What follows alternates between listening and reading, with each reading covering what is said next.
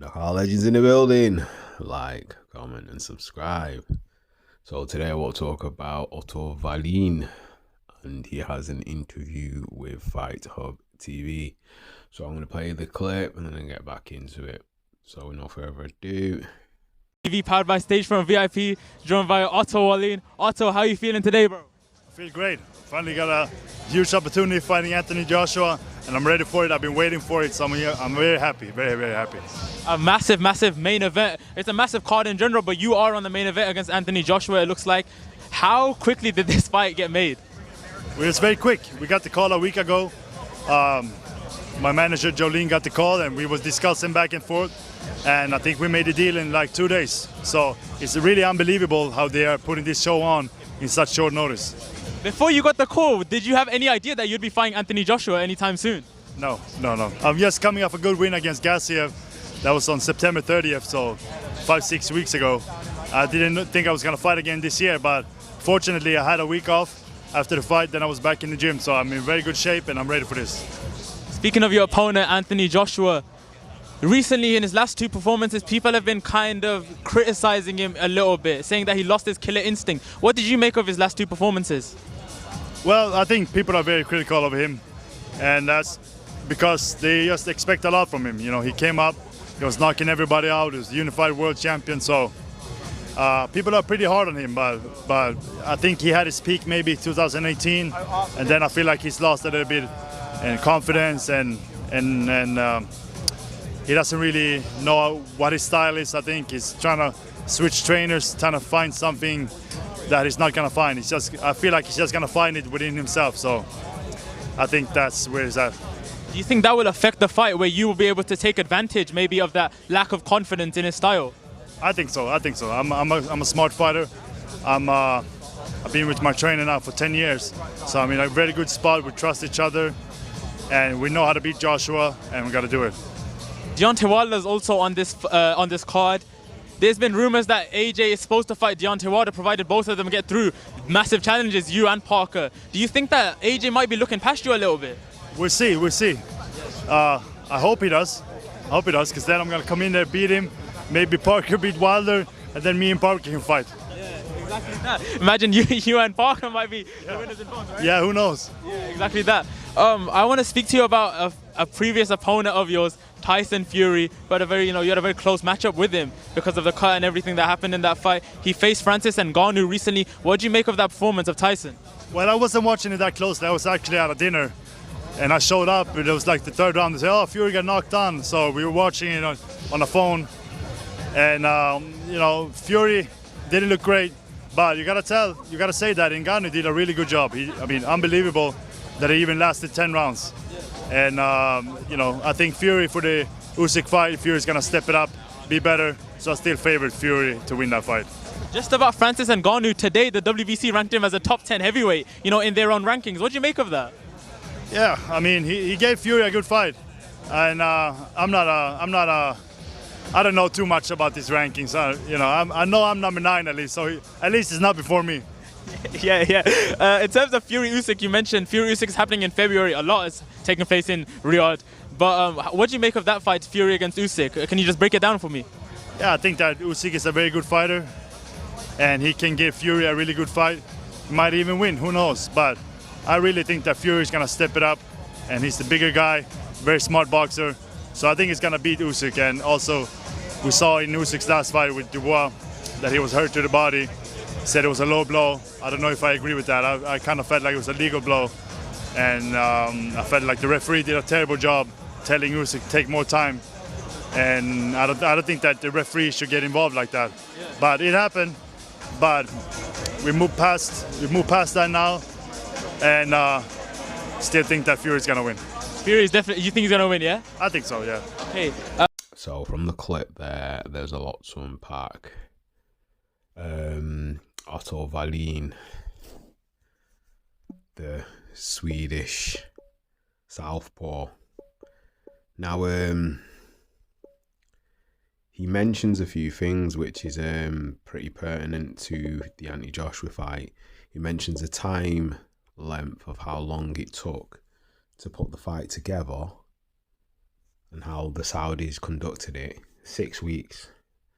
So basically everyone got kind of like a 6 weeks notice, and then they offered everyone the money and said basically take this fight, take it for the 23rd because Fury's not going to fight, and we'll get this and this and this, and then we'll sort out this. So in a way, I remember I was talking about doing a tournament with a certain amount of fighters, but I didn't actually get a chance to do a video on that, but I possibly may do that at one point. But anyway, it kind of looks like what they decided to do is get fighters that have fought recently that are susceptible or open to fighting, are competitive, add them onto the bill with Anthony Joshua, get Eddie Hearn on board with some of his fighters that may have to fight, and then cross promotion, and then get other people to fight those people. So it's kind of like what we should have seen before, where Queensberry and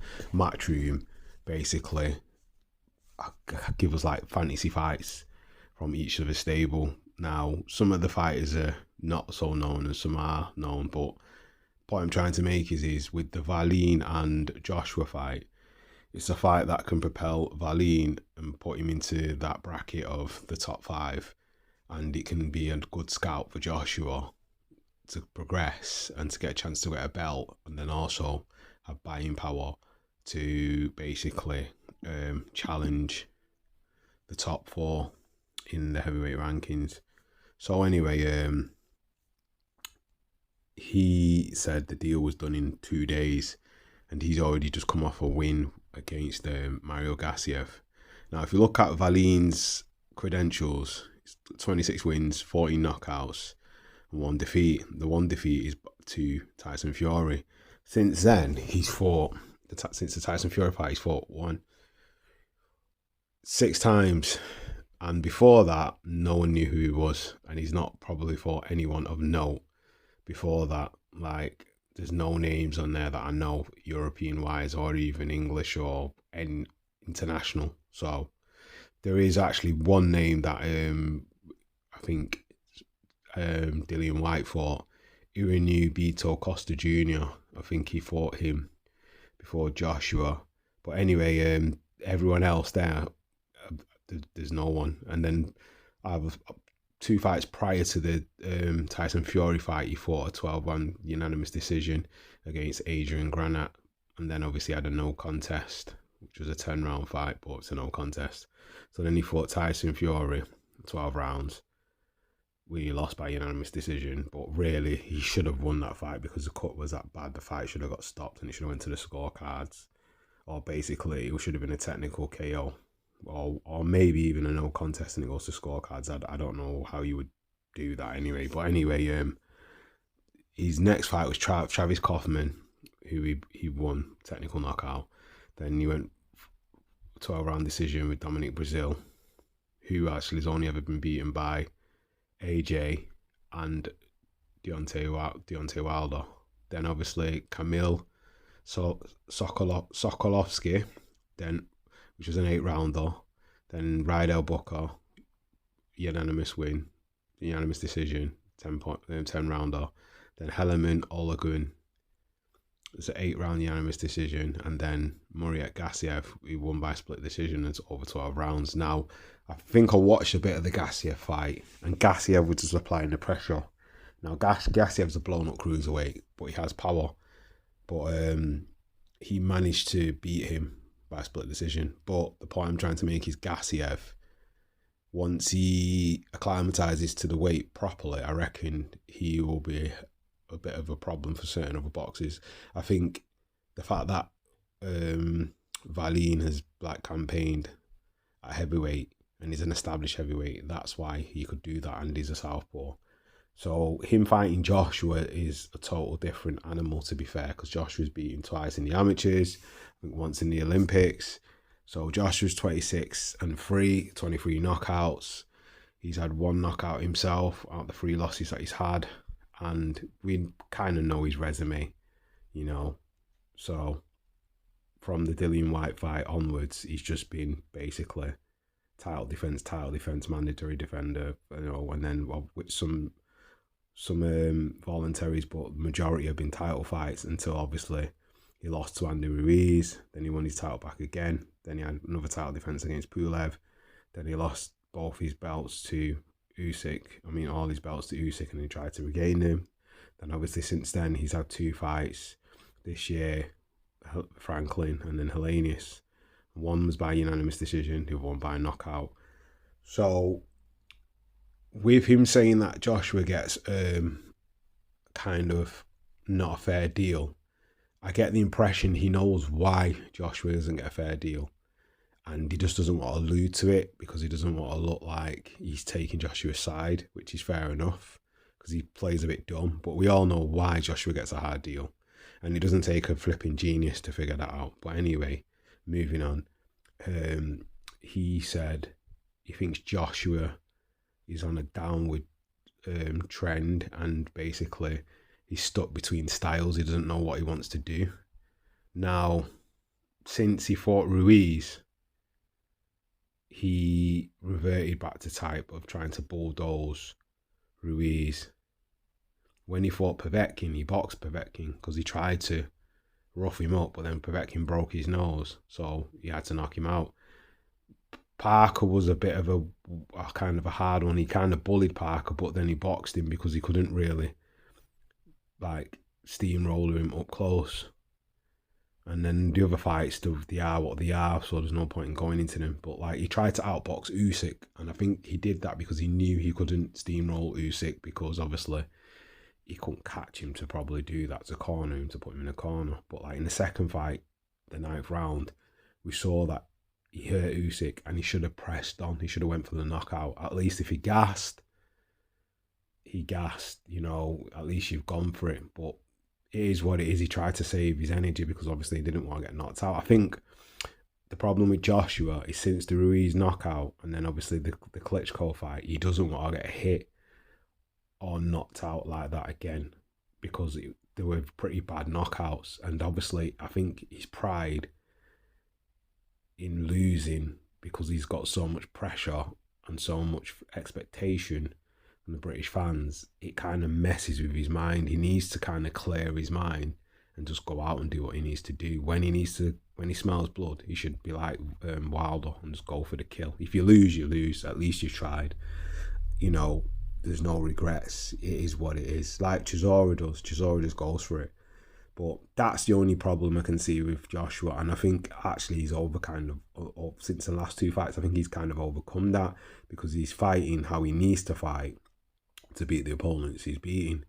So with Wallin saying what he's saying, I don't think this is an easy fight for Wallin. I think Wallin's going to struggle because, yeah, he can move and he can box. But the thing is if he gets caught in the corner and he gets bullied and somebody's bigger and physically stronger than him and manhandles him like Fury did, and then go for body shots and then go for head shots, there is a possibility that he could wear Wallin down and even possibly knock him out, you know, because I think with Wallin winding him up and doing what everyone else is doing, jumping on the bandwagon, it's kind of annoying Joshua because it was kind of mad at the press conference because Miller had a go at Joshua when it wasn't even, Joshua's not even fighting Miller.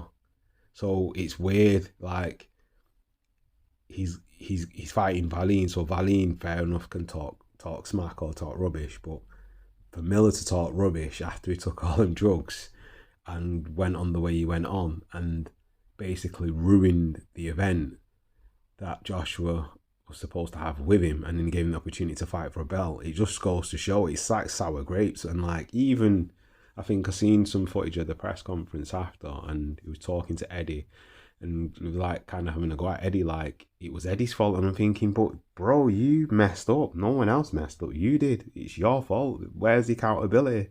Where's, you know, the basically humility of what you've done? It don't make sense, and I don't even know how he got on the card, but obviously they've tried to put people on the card that's going to be competitive to match it up with other people that are more than likely to take the fights and fight. So the show is a star-studded show, but he shouldn't have been allowed to be on that show. That's my honest opinion. Not even because he's a drug cheat, but he's not consistent, and like how many times can he cheat and get away with it, and like you're just gonna let it go? It don't make sense. And I hope there is drug testing for this fight, because like it just stinks. It's stinking. He's stinking out of the place, man. My man shouldn't even be fighting. He shouldn't even be fighting, because the thing is if he beats Daniel, has he been on PEDs? So it's kind of like it's like if he beats Daniel and knocks him out and seriously injures him, and he's been on PEDs, come on, man. Because that could have been the thing with Joshua. That's what people don't really seem to understand. But like, everyone's forgot about it now. Let's forget about that. Come on, man. You had up Dillian White over that. Dillian's still out in the wilderness. We don't even know what's going on. He's forgot about it. It's like he might as well retire. He might as well retire. We've not heard nothing at all. So in the court of public opinion, he's probably basically guilty, because you've not heard anything. So I don't know. The last time it was supposed to be a contaminated sample, and then obviously the B sample was checked and it turned out it was nothing wrong with it. So I don't know. Who knows? I don't know.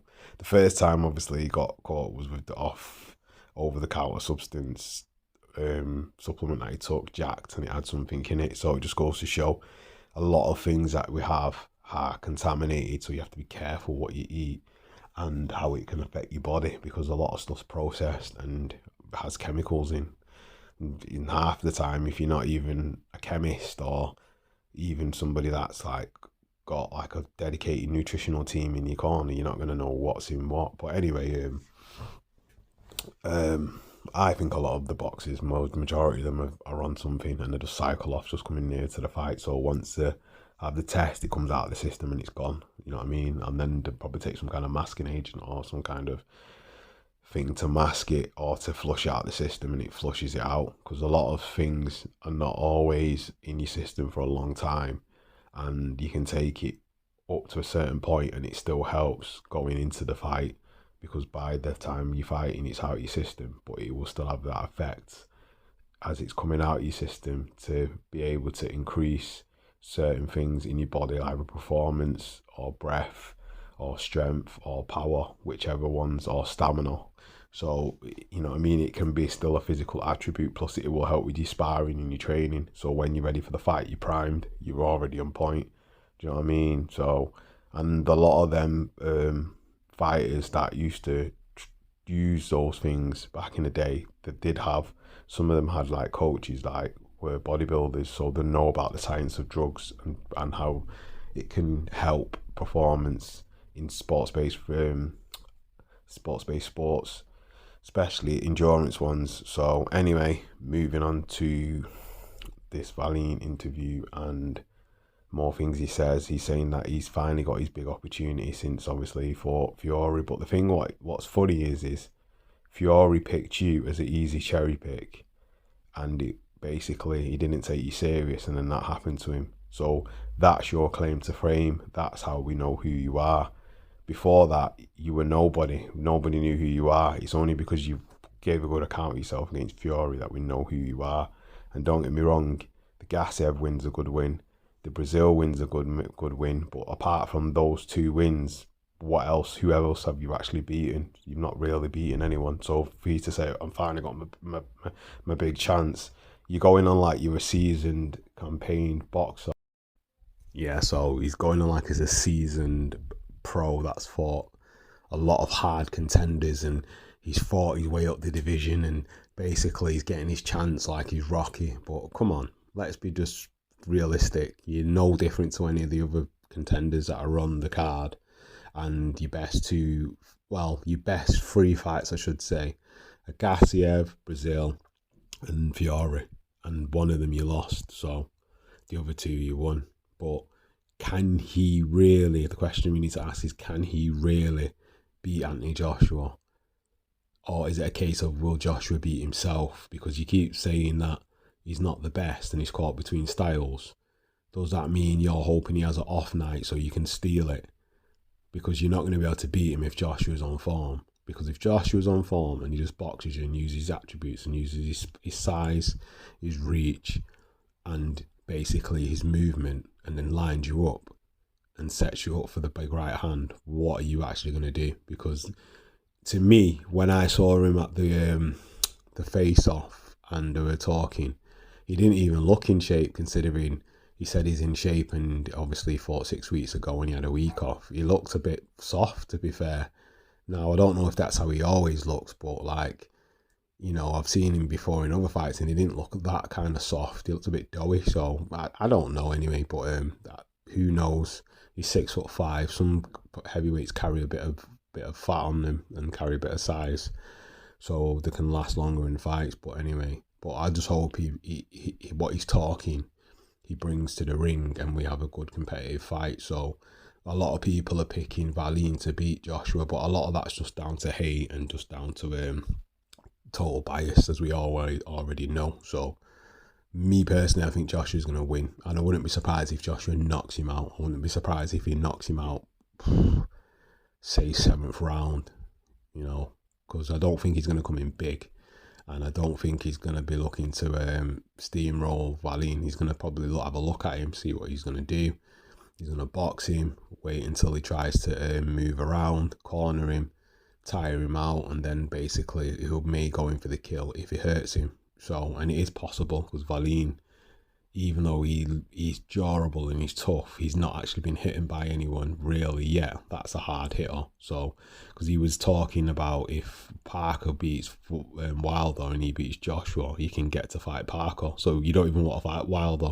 From that talk there alone, it's like you'd rather fight Parker, because that's the easier fight between the two. And I think Parker would give him problems as well. You know what I mean? But anyway, tell me what your comments are and who you think you've got for this fight. Like, comment, and subscribe. And that is another one from Knockout Legends. Peace.